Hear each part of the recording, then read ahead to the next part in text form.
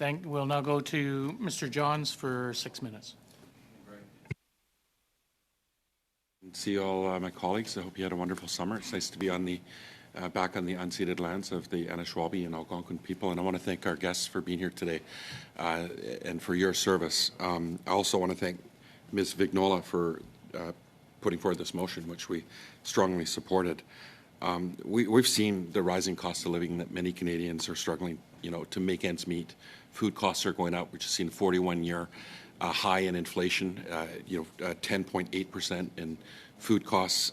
Against this backdrop, sorry, I can't hear myself. If I could, it's understandable why many Canadians were concerned. They're not concerned; they're actually outraged when they hear about the in-flight catering expenses here on this trip for the Governor General's March 2022 visit and tour of the Middle East, and the shockingly high cost, the $218 a meal, it's unacceptable. And I've had a number of constituents write to me today about this issue, and I really hope that we can get further transparency and some changes actually today. And so, maybe I'll start with you, Commander Kenney, and again, congratulations on your promotion. Really grateful again for your service. Maybe you can talk about, is a budget for in-flight catering expenses established in advance on trips on Airbus and Challenger flights? And if so, can you talk about what the budget was for the Governor General's March 22 tour of the Middle East? Thank you, Mr. Chair. We do not have a set budget for a specific flight. We are provided operations and maintenance funding throughout the year to cover VVIP travel, but we don't specifically have funds allocated for each flight. Can you talk about what checks and balances are in place for when in-flight catering expenses are beyond the norm, or what's been budgeted? I guess I'm concerned that if information regarding the catering costs for this trip hadn't been made public because of an order paper questioned by Mr. Barrett, we wouldn't even be having this conversation about the appropriateness of these expenses or how to improve practices moving forward. Thank you for the question, Mr. Chair. So right now this is coordinated between the flight steward lead on the particular flight, working with Global Affairs Canada protocol to determine the menu set and actually do the catering. We are absolutely committed to changing this to make sure that it reflects the expectations of Canadians and those that we're serving on our flights.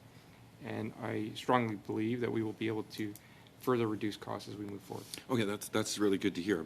My next question is actually, has there been a thorough review of the catering expenses from this trip? And maybe what areas have you identified where expenses could have been reduced, and if so, where were those possible savings and where were they identified? Thank you, Mr. Chair. So one of the savings that was identified is in terms of the contingency meals that are purchased for the flight, which is above and beyond the total number of people on the flight. So reducing that specifically is one of the savings that has been implemented. There is also certain locations that we know are much more expensive than others. Having said that we were told, working with Global Affairs Canada, exactly what locations we're going to, and I would allow my colleague to speak to why they would pick certain locations. If the chair would allow, I'm happy to jump in and add a little bit of detail there on the question of selection of locations.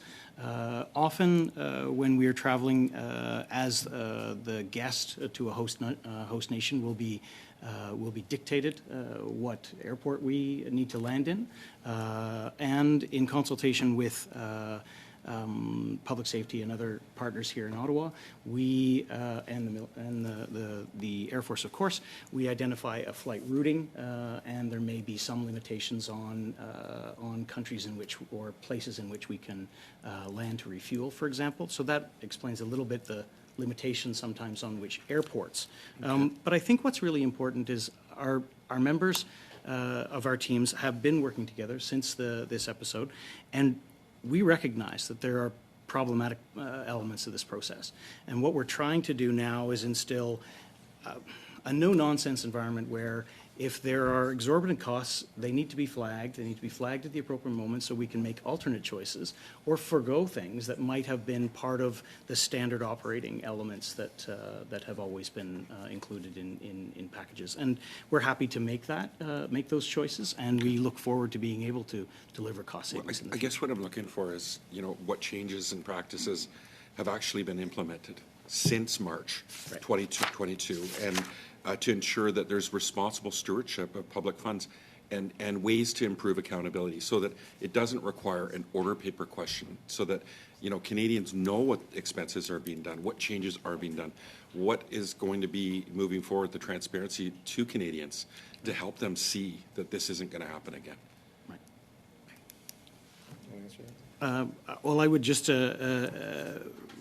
mention again that we are identifying cost savings. One of the examples that the General gave was this idea of contingencies. And to help people understand, it's the standard operating procedure when you're on an international commercial flight is that you'd be given a choice between two meals, chicken or fish. Would you like chicken or fish? And ordering enough meals to make sure that you've got a balance of those and you allow that choice is an art. It's an art that the caterers and the steward work through in order to have a balance between service and overage or waste. As the General mentioned, the number of contingency meals that had been ordered in the past have been strictly reduced over the last few years. We've now decided, as one of the outcomes of the discussions that we've undertaken since this became clear to us, is to forego choice altogether.